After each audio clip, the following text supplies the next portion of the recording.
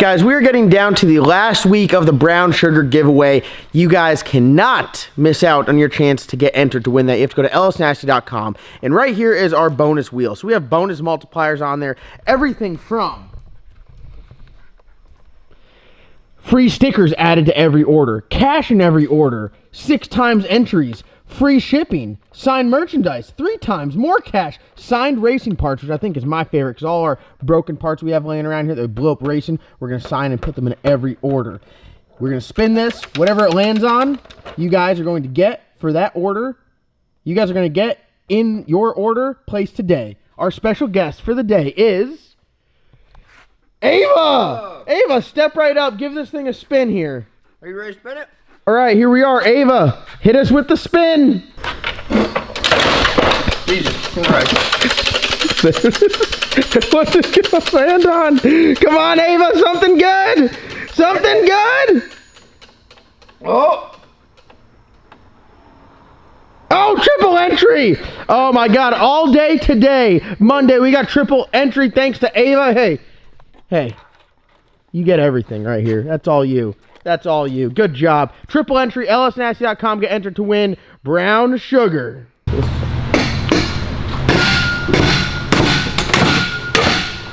What are you doing? Fixing this. Why's your leg bent? Well, if you guys watch the LS Nasty YouTube channel, which I highly recommend, it's going to be the first link in the description below in today's video. We have 16,500 subscribers. Those are rookie numbers. I want everyone to go over there and subscribe to that channel because we have a lot of behind the scenes content that we put out, and it's just like unedited, raw, whatever's going on here at LS Nasty.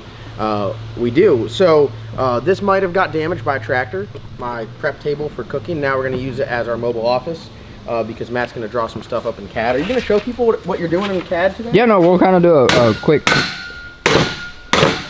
Does that look good? Yeah. Pretty sturdy? Ish. Pretty sturdy? Good enough for my house. Yeah. That's 372 miles away. Yeah. All right, tell them what we're doing today. Today, on this episode of Nasty Racing, we're going to be redoing or building a fuel cell. It's going to go inside here, going to come up, shape. We're going to put the front end on, get some measurements. We're going to make it a little bit deeper. We're just going to do all kinds of stuff. Put a baffle in it, internally baffle it. I got Steven's tank here. I disassembled it because we're going to be using his fill neck. And you can kind of see in there, it has an internal, probably can't see in there. Maybe, yeah. If it'll focus. That's a tube that goes inside there. So I like to run them, but I don't like to run the return tube by our inlet because it can cause it to aerate. So I like to return them and then put them over here. And then we're also going to do an internal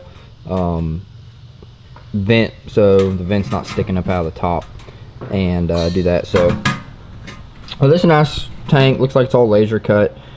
You can see down in there, man, need a the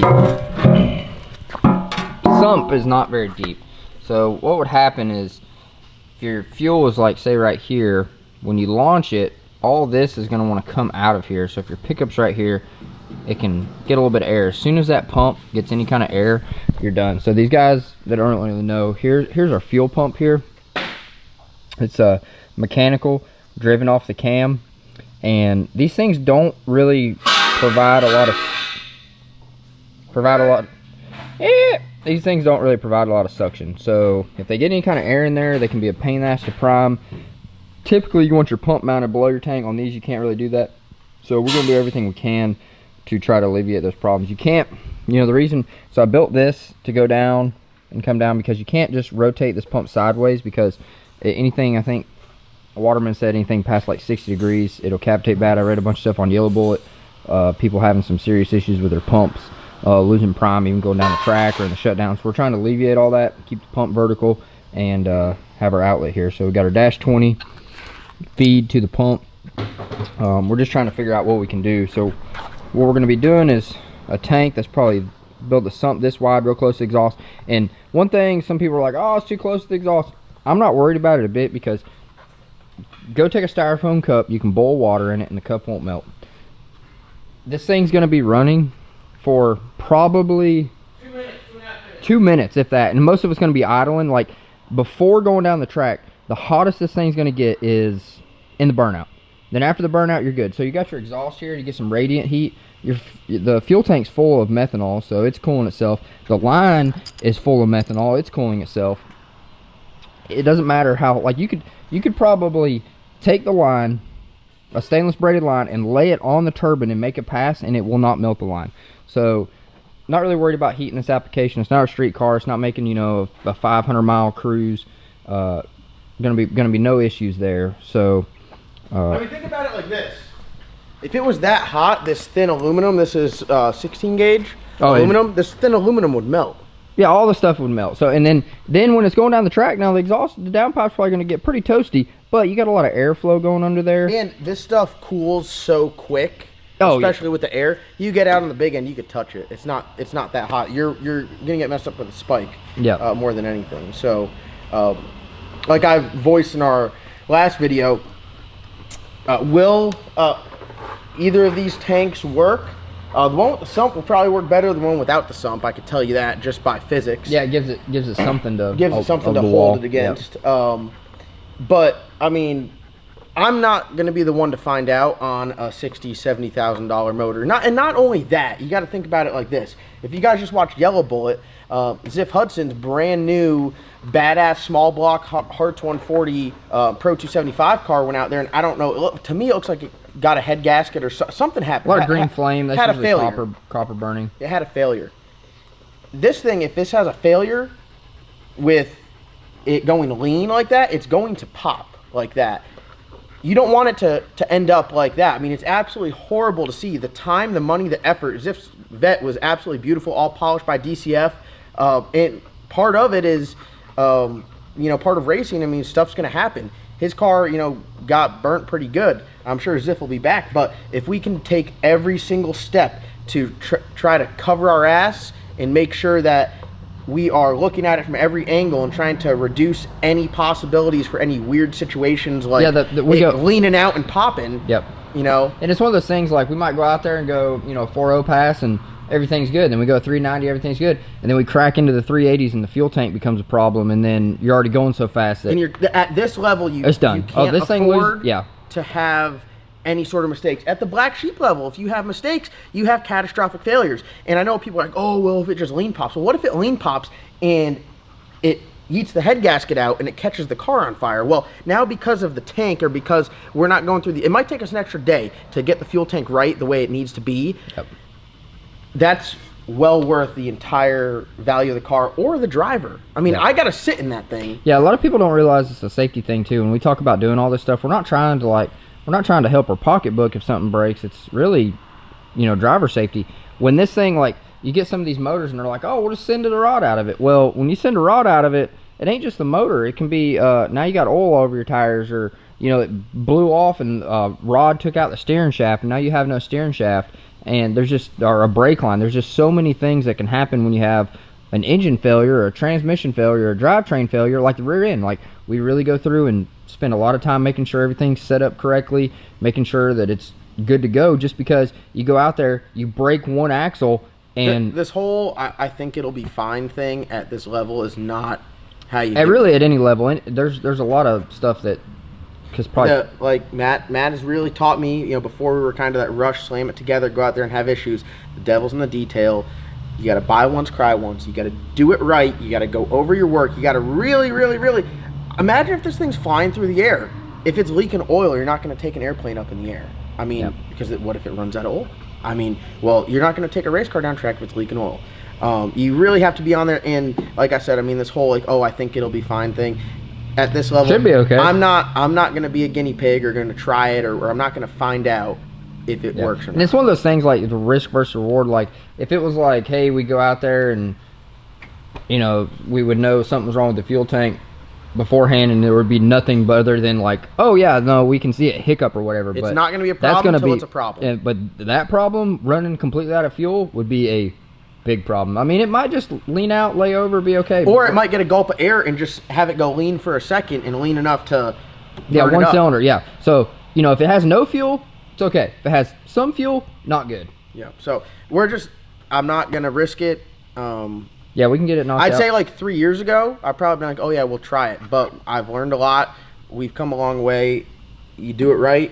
You do it once, and then you're done with it. So we're going to build it where it's got a large sump and a baffle in it, and then that way we completely alleviate that issue. Yep. So so we're going to be designing infusion, and we're going to Junior's. He has a plasma table. We have one. We just have not got it set up yet. We got everything else going on. So we're going to run over there, cut it out of some, see what he's got, maybe 090 or 125, 5052. That's what we're going to be using to bend it. And I can set it up in Fusion to where you bend it in the sheet metal cam program. So then that way, after we cut it, it'll show our bend marks and everything, and we can design some different shapes that would be difficult to lay out by hand, and you'd have to really figure it out. So we can kind of see, we can calculate how much fuel it holds. I could even do a CFD analysis of fluid inside, not CFD, there's analysis you could do to where you could put fluid inside there and apply G-forces and see what the fluid was doing inside the tank as you launched it. So try that out. We're gonna get the computer set up over here and kind of show you guys the process if you're gonna do something like this. All right, here we are. I just got through phase 1 of my schooling. Yeah. What do you think, Ava? Yeah, that's what I think. I'm pretty much self-taught on all the CAD CAM modeling. Didn't really feel like going to school because sometimes you can learn things a lot faster if you just teach yourself. So I've been showing John some basic stuff. I got some really advanced stuff that I'd like to show you guys, but for some reason the Mac needs to update. See how it's going. Oh, it's updated. All right, we'll pick this back up in a second. All right, so we're gonna hop under here and get some measurements. We got the front end on. Front end is secure, I think. It's a little bit wonky right here.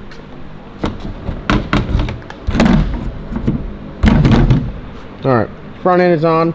We crawl under here. Matt's got his handy dandy tape measure. Let me shut this fan off for your audio purposes. And we'll get to measuring, see how much we can do. So what we're gonna do on this tank is we're gonna build it. You can explain, Matt, what we're gonna do here. We're gonna build a very tall rectangle, but then after the exhaust, it's gonna kick back, but it's not gonna be sloped, and our sump's gonna be a lot deeper. In a large baffle. So the baffle's gonna keep all the fuel in the bottom of it, and being that it's a rectangle, it might get slammed up against the back, but it's not slanted, so it won't push the fuel to the top. It won't push it away from the sump. Yeah. So right now, the top, we're gonna build it down to about right here. So if we build it 18 inches tall overall height, that gives us enough room for our cap, and we'll do that. So we can build it 17 inches, and that'll give us a little bit more ground clearance because it's never gonna be lower than that. So if it's like right here, if it slams down, we don't want our fuel tank touching. But and where are we putting the pickup? The pickup's gonna be right here in this back corner. So the pickup's actually gonna be in the corner. Yeah. So it's gonna be in literally 2 different faces. Yep. So awesome. It just goes right there. So we don't have to worry about like some things that you would have to keep in mind if you were gonna put the sump on the bottom of the tank. You'd have to leave room for a fitting, but we're not doing that. Yep. So we have this right here, so we can do a straight 60. You know, once we get her in there and our fitting, we can. I'm not gonna put the corner, or I'm not gonna put the pickup in it until we have the fitting and everything in hand, because we can make sure it clears the exhaust. What I'm thinking is let's do a tank that's. So we got 20 inches total. So if we build it 17 inches, that gives us enough room if we did want to put a vent on the top or anything else, because the hood's tapered, so we got a lot of room back there. I mean, we're talking 17 inches back there. We got a ton. Just for reference, these other tanks, they're about 10 inches and 12 inches tall. So we're substantially increasing the size of it. But also the big thing I think is we're taking that slope away, which will promote the fuel running uphill, where if it's flat, it'll just get pressed up. Yeah, so the other one had Steven's had a 2-inch sump, Matt's has no sump, and our sump is going to be, we can do it really close right there, and we're gonna have about a 9.5-inch sump. That's pretty healthy. Yep. Yeah. So Plus the baffle. Plus the baffle, and we're also gonna taper it. So instead of it being vertical right here, we're gonna tip it forward a little bit. So when the fuel's trying to go this way, if it's like this, the fuel's gonna go. If it's like this, the fuel has to go up, so it's hard. And if it's tilted forward just a little bit, it's got to go this way against the G-force. It's not going to happen. Yeah, it'll capture it and kind of force it. Yep. Force it down. So right now we're just getting some measurements on that. So really the only thing we need the front end for is the height. So like I said, if we build it 17 inches tall, that's going to give us plenty of room. We can have it right here even with the frame rail, because we're also going to put some sliders in here because the turbo is pretty dang low, and we don't ever want to have an issue of touching, because if it's a compressor cover were to touch down, no, it's just catastrophic failure with the turbo. It's going to blow up. And then that's going to go into the motor. So we're going to put, essentially, it's got some wheelie skis on it back there, which are even with the oil pan. It's got some wheelie skis that we're going to add up here, and we're essentially just going to take tubing, kind of scallop it, place it up here, and then weld it on there. So it's going to be super rigid, thick, be able to take a lot of load. And I'm going to run the front compression dampening on the shocks pretty dang stiff. That way, if it does wheelie and come down, it's going to have to really work the shocks. Because that's one thing a lot of people don't think about, like tuning the shocks to MK Ultra. Like I also tune for whenever the wheelie control comes on, it sets down, and I got it to where sometimes that thing wheelies and I don't even know it wheelie because it's literally so soft. It comes up, it comes down. It's not like you'll see some people porpoising. Yeah, so you don't want your spring. You want the spring holding the weight of the vehicle and the shock doing all the dampening. So rather it be extending or compressing. So if you are like, oh, you're always looking at your travel like, oh, it's wheeling and I'm always looking at this, you don't ever look at the compression dampening side of it to where after it wheelies it comes down. You always want to do that because it can either be really rigid and when it sets down it's violent, or it can be too soft and the thing, like when you see them slam down and it literally just blows through all the travel. You don't want that. So we're going to be doing some shock tuning for that as well, and that'll help alleviate, you know, relying on this. But so right now we got our height is going to be 17 inches tall overall. So that's that. So now we can pull the front end off. Now we know it's going to clear, and we can start getting all our other measurements. So we got several tabs welded on this frame. Steven built this frame, and there's some extra tabs welded on it now, but one thing you have to kind of keep in mind when you're designing this thing is getting it in and out. If it was a straight rectangle, you could go out the bottom, so it wouldn't really matter. You can mount all your tabs on the lower side of the tube, come up through the bottom, and you're good. With it having this top part, we're not going to be able to do that. It's got to come out the top. And then if you have a fitting welded on here, which is probably going to be a ORB bung, so it's going to be like virtually in the tank. So it's not going to be sticking out a lot, so we can come out a little bit right there, because you got to think, if you built this thing super tight, when you come up, like you might have a really hard time getting it in and out. So we're not going to go hey, we got 13.5 inches, we're going to build it 13.5. We're going to come to where we got probably like a 3/4 and 1 inch stand. So we'll take our overall dimensions and then take 2 inches off of it. So this is pretty close. I don't think we need to build it any closer here. I mean, you could honestly build some really crazy shit in there, and the tank would, I mean, if you had to maximize, you said, hey, I want to hold every single ounce of fuel we could get in it, you could do that, but we don't need to do that. So right now we got our measurement here. We're 13.5, maybe a little bit less because we're running uphill. So we'll do we did a tank 11.5. That will that'll give us an inch on both sides. Just for references, the tank width on those 12, so they allow for a 1/2 inch. We could do that. So if we do it the tank 12 inches wide, that'll give us a 1/2 inch over there. So that's good. So we'll do 17 high, 12 wide. Those are the easy measurements. Yep. The bottom part for our sump here, the exhaust is running a little bit this way, so we want to,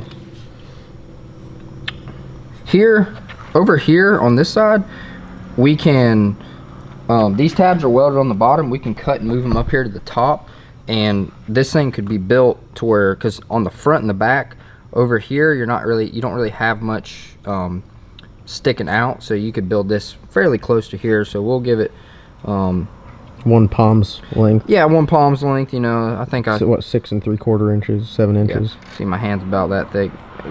Now if I'm using my strong hand over here, I mean, it can get substantially narrower. So it's depending on how much area you want to take off. But so if we did 6 3/4 inches deep for our sump. Yep. So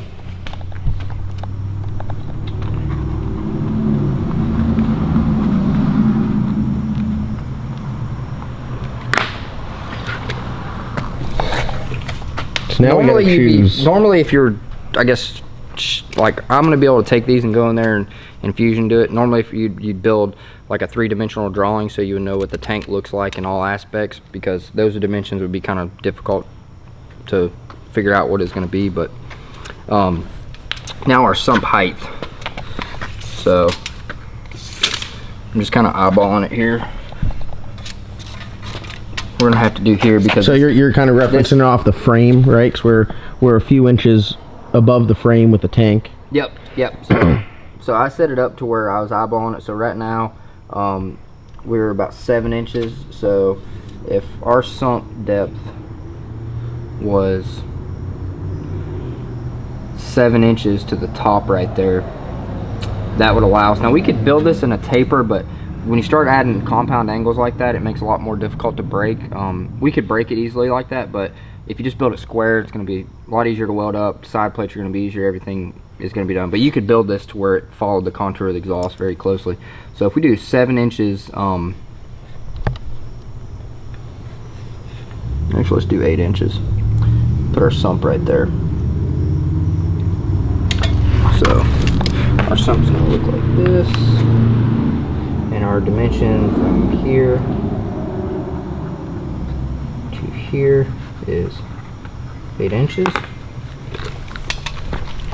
We got our 17-inch length overall, so it's going to be up over this pretty high.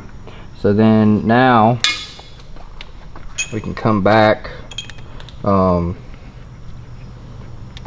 overall width is going to be, we'll do 11.5.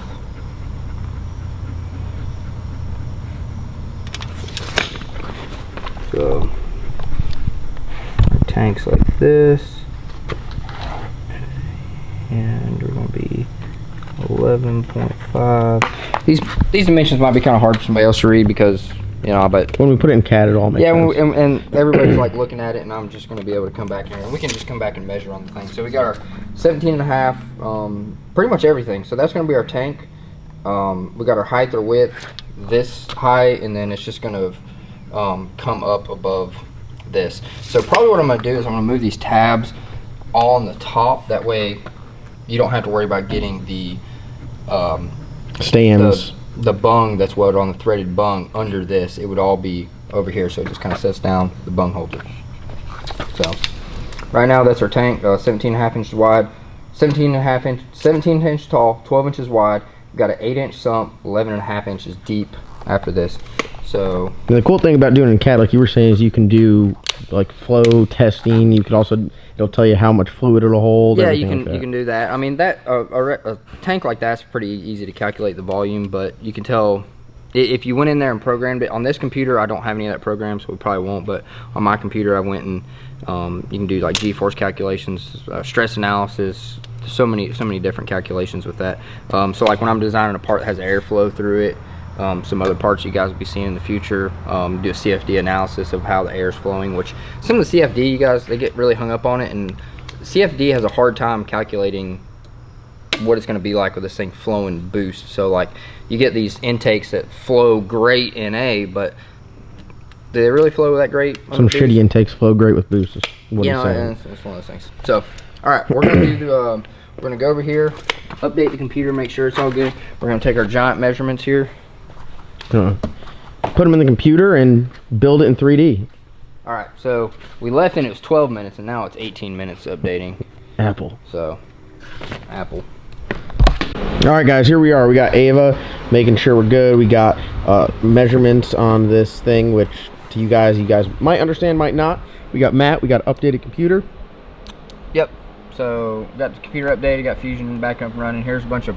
These are some just other projects I have. Some ethanol content sensor stuff and some stuff for like Slick Rick.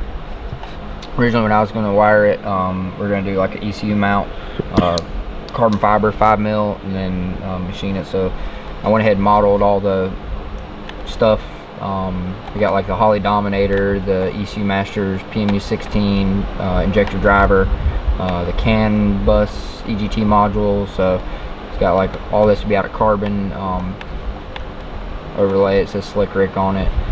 We could probably still do something like that. I can just see how it's mounted in there and then just transfer something to carbon. Then you got some like titanium stands that go in here and do that. So some of the stuff, lightning holes and everything, but look at my man Phil in the corner there. Yeah. So yeah, so we got that. Not really. I'm a Windows guy. Yeah, this is not really the right. This computer is purchased for video editing. Yeah, I'm a Windows guy. You know, John's a Mac guy. You know, everybody makes bad decisions, so I'm not gonna fault him for that. Here are sheet metal rolls. We got our aluminum thickness. We're gonna edit it because our thickness is gonna be 1/8 inch, 125, and bend conditions. Pretty sure you thickness, bend radius, say 125. Bend conditions 125. Yeah. So usually your bend conditions or whatever the thickness of the metal is. So it's gonna be metal in inches. And we're gonna go over here and create a sketch. So there's our bottom, and our dimensions of our sump are going to be 12 inches wide by 8 inches tall. This this measurement right here is going to be 6.75. So we're gonna be 12 inches wide by 6.75. So we're going to do a rectangle. Zoom out here. 12 inches wide, and it'll be 6.75. This is going to be our rectangle. Now, you also have to look how you're going to bend this. If you're going to be bending this way, if you're going to be a tank, if you're just going to do all sides and cut it. I don't really know what brake, if Junior's got a finger brake or something to where we can get the thing in there. So I'm just going to you're gonna build it like each side is removable. You could preferably not, because you just reduce all your welding if you just bend it like that. So what we'll do is we'll build the bottom, the back, and the top. And then the side will be the two sides and the back.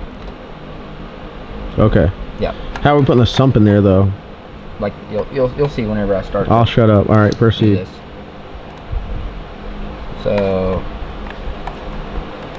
create a flange here. Here's our front side and here's our back side. So we're gonna flange this, and now you see I've clicked on this one side of the flange, and we're going to be an 8-inch sump, so it needs to come up 8 inches. There's our first flange. So then it's gonna have a bend going back. Yep. For the next one. So here we can click on this side of the flange. So on our overall depth, we were 11.5. So we need to do 11.5 minus 6 3/4. I'm terrible at math, by the way, if anybody ever wanted to know that. I'm not a big not terrible enough to where I can't do this, but I'd rather just do it with a calculator, and then I know that I was like shit. So 4.75. So we're gonna spin this over. We're gonna create another flange here. 4.75. Okay. And now I'm pretty sure you can do an inspect here and see going to do a diagonal, but we don't want a diagonal, so you do off 2 faces. So you can do zoom in and be that face and this face, and we're 11.4, and we want to do that. 11.5. So that's it. And the reason it's doing that is because we have our bend radius here, so that's what it's calculating. I'm not great on adding what the bend radius is and exactly, and every brake's different, so we're just going to get this kind of close because we don't know what Junior's break. You'd have to break a piece of metal and then calculate how much of the material you took out when you broke it, and then what the bend radius it is. So this will be close enough for that. So then we're going to be 17 inches high from our base. So we got we'll go from this face to this face, and we're 7.8 inches. So we got our 17 inches total. I can't do math, so I'm not even going to try to do that. 9.2. So what we're going to do is we're going to do another flange on that face. 9.2. It's a big ass fuel tank. Yeah, it's going to be monstrous. And then our other flange will be this way. Create flange, and we're going to be to this. And what we can do is you can click here, and it's going to bring it to this face right here. Or messed up. You got to go back. What do we mess up on? I'm watching just like everyone else. This. Oh, you want to put forward angle in it? Yep. So I see what you're saying. You want to put forward angle in it. Yeah, so I when forgot. we do this, and let's put let's see what kind of degrees we want to do. This mouse is woo. Put a 5-degree slope in it. So we're gonna have to make our angle longer. So can you see from this to that what the from that to that what the length is? So what I can do there. So there's a 5-degree angle. So let's do 10-degree angle. That would definitely. Let's do a 7.5-degree angle. Okay. So, I mean, when in Rome, right? Yeah. Do 97.5 KRZ. Okay. For all you people in Pennsylvania, listen to the radio. Okay. Now we can see on our height from our flange to flange. Oh, because it changes height as well. Yeah. So from this height to this height. Oh, I don't like that because it's trying to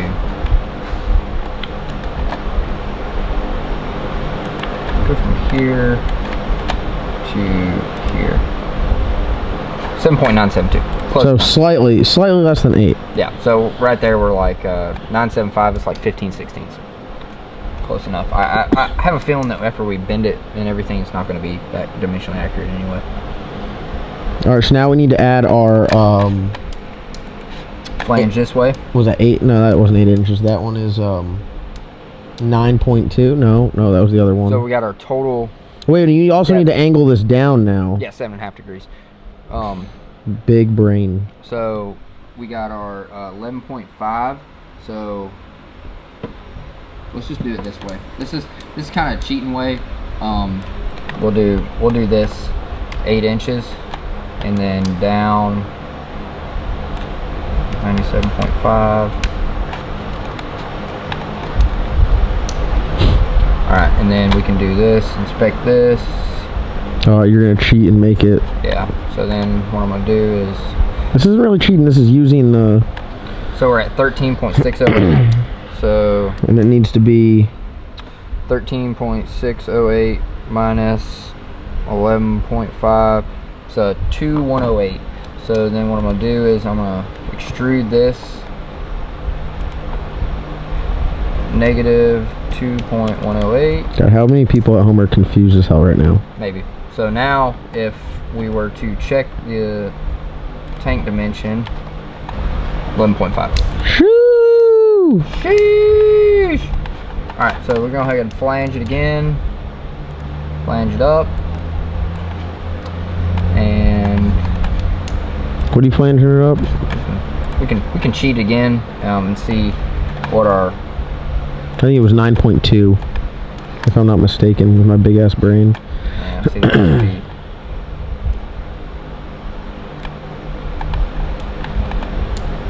You guys at home are commenting 9.2 right now because they know I know.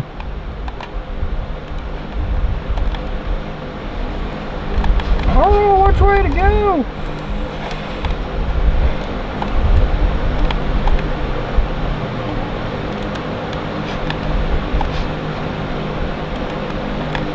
Nah, I'm just fucking angles. Alright, I know how. It's 9.2, my guy. Bottom It's 9.2. to there. Alright. Whew. 16.8.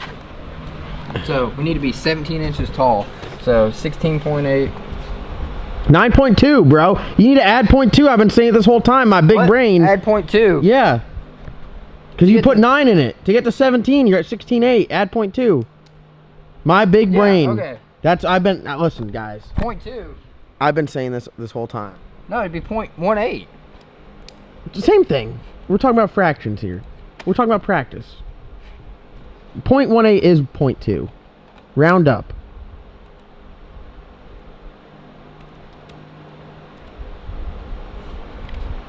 Alright. So now You made stairs that are not to code. yes. Like our stairs. Alright, now we can flange it this way and we can catch that. That flange Stretch has this to out. be how long? Well, now we're building this box, so we're good here. So if we just click this, it's gonna pull it to this face. So now that's it. Until the damn lights on. I'm jumping it. All right, so we got this right here, and what we're gonna be doing is we'll be creating a sketch, and it will be on that face. And it's going to be a rectangle. It's going to be a 2-point rectangle, and we'll make it a little bit smaller than the flange here. Maybe like right there.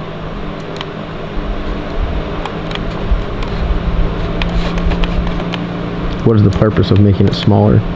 You don't want it, when you do it, your parts could get exactly here to the front. Your part could join. Oh, actually, I need to make that a little bit larger because we're going over the outside of both of them. So, I'm going to be on the front here again. Repeat 2-point rectangle. And it's going to be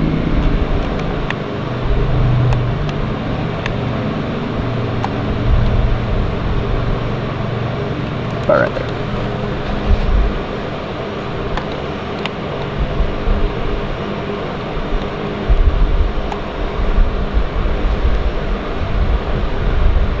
About right there. Okay. So we're going to turn that into a flange. Ah, fuel tank.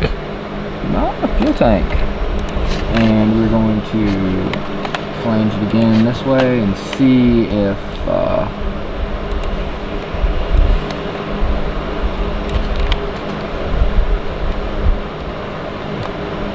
So when you make a flange, that's not a separate piece. That's one piece that will be bent. yep. So do it to right there, so we got our edge, you know, to weld our bottom edge. It's got a weld seam, everything like that. So, and then probably what we can do is we can do mirror, and we're going to mirror the face, and we're going to select our mirror plane, which is going to be the other side. Oh, it's pretty nice. I was about to ask that. Whoa. Oh, they don't like that. Error. They don't like that. So we'll just do this. Flange. Pull her out.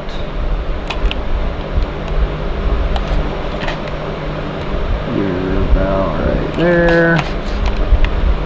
It actually needs to be a little bit wider because it's trying to touch. So we're going to bring this out. The precision here is unreal.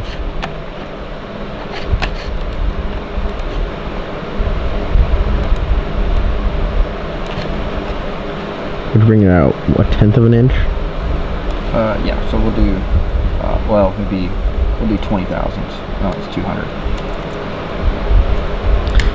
Try that. And especially this is not that precise because like when you're bending it, I mean, you're talking about if you get off 20 thousandths of an inch, it's going to change your bend, but by doing it this way, we're going to be fairly close. Can you weld that? Oh yeah. Okay. I could weld that with no damn filler. All right, so now we got this, and we need to side skirt it. Oh no, it kind of gives me a lowrider vibe. Yep. So one of the things you can do for this, you can do a section analysis, and we could do this, and let's pull that away. So now I can look straight in on the part. Ooh. Other piece ain't there, and we're gonna doing a line. So right there. You're pretty much doing it where that is, there, huh? Yeah. To down. Finish the sketch. So now we got this line right here. We can go over here and turn our analysis off, and we can extrude it. We can do symmetric, and it's going to be cut, and we can blow this apart through both sides. Damn, brother. Tank complete. So then, it's a good looking fuel tank. So then we can move the bodies independently. So like I can. Oh wow! Can you center that on the screen? Yeah. Sorry, I was just like looking off in the corner. Look at that. So, give me a good ka-chow. Place them together. Ka-chow! So there's that. Now we got to put a lid on it. So we gotta go. Ava about ran over. Run over Ava. I got a lid right here, my guy. Oh, okay. I'll stop talking there before I say more dumb shit. Okay. So here is our front. Here's our rear. Do we have enough room to put a vent, an external vent on top, a loop in it? Yeah, we're gonna do all that. So here's our top. The lid diameter, rough measurement, is going to be 6 inches. So we got a 6-inch circle. Let's put a. All right, so that's our outer. Now, do we want to center the lid, or do we want to offset it, or do we want to like? Why don't we put the offset it to the front? Yeah, why don't we offset it to the front? And then we can do, or we could offset it to our rear because it has more clearance.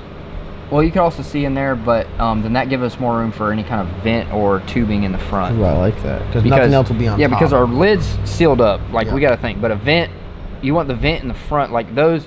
The other tank from Matt, the vents in the rear. So like you launch that thing and all the fuel's in the back, and it's like a geyser out of the vent. So always yeah, the as you can see, I got geyser stoppers on that tank. Yeah, there. we're trying to alleviate all that because you'll make a pass and those suckers will be soaked with methanol. But look at how high that tank is. Look at how high they are. Yep. I mean, that sucker's burning half a tank of fuel. You know, probably a quarter tank of fuel is burnt just before the pass. Yeah, no, it's running through some.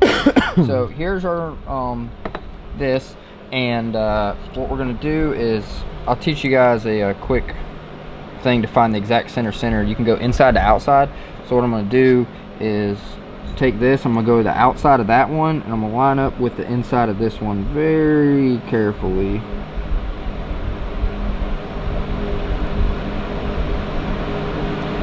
So that's like 5336. It's kind of weird. It might be, he might have set it up metric, or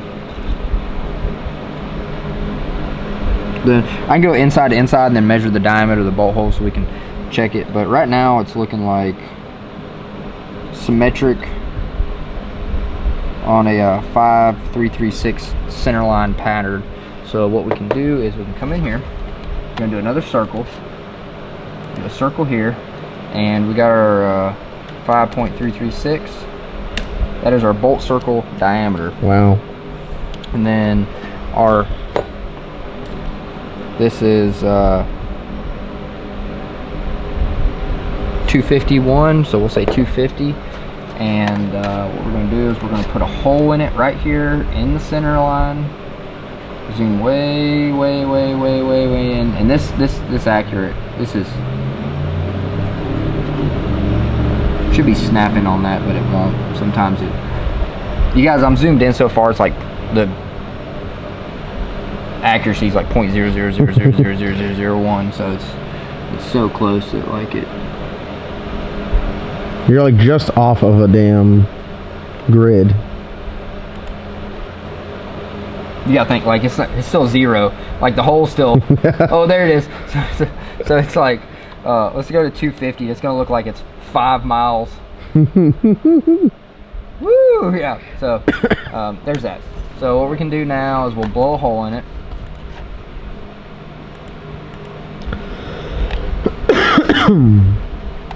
Turn our analysis back on so we can get to that.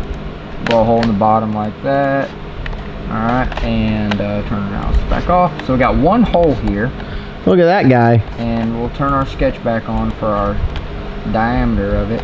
And now we want to put a bunch of holes in it. So how many holes we got in this thing? 1, 2, 3, 4, 5, 6, 7, 8, 9, 10, 11, 12. 12 holes. We're going to Just gonna randomly place them. Pattern. Just gonna randomly place them in there. Yeah. And we're gonna go to faces. That. Axis is gonna be our circle here, and we're gonna have 12 holes. Damn, bruh. There we go. Damn. Yeah. So now we need to get a hole in the center of this. Can we not measure Steven's hole and cheat? We could, or we could just measure our thing right here. So this got a taper in it. So let's go just barely larger than the taper here. So we'll do 430 or 4300. That'll still be in there, and that'll leave us plenty of room for any kind of gasket sealing or anything. So 4.3, and we'll blow that hole in there. Oh, see it. Turn off some of these other sketches here, so I won't try to pick those up. And turn our analysis back on. Click the bottom of the face. Bam. Look at that.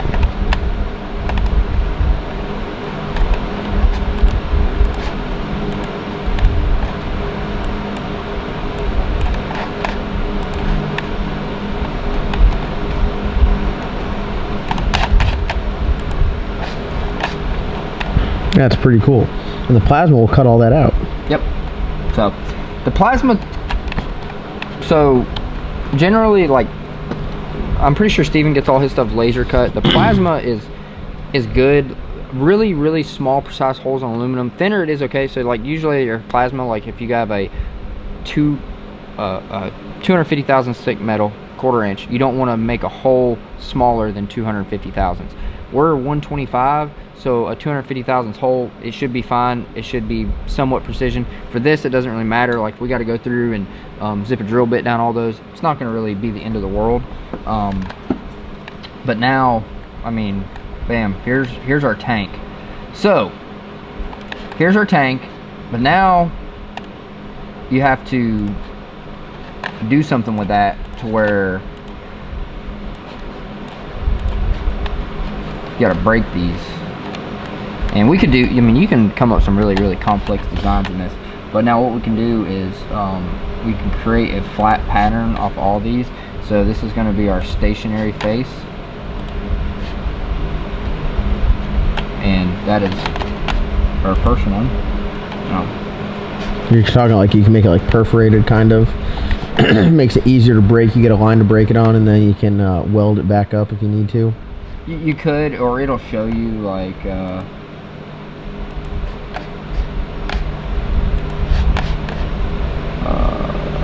create a flat pattern here. We would do, this would be original stationary face, and I think one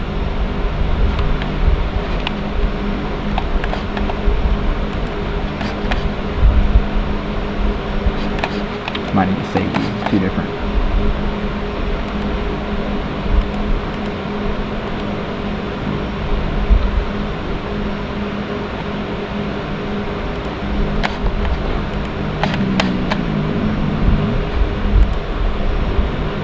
Unfold. There we go.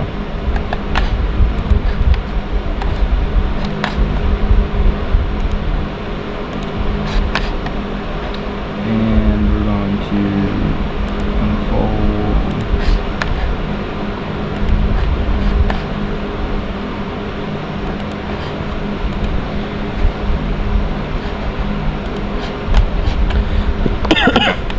So this is we just need to go in here. I need to split both these into a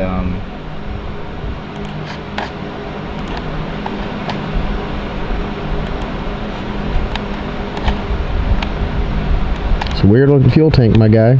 it really is. So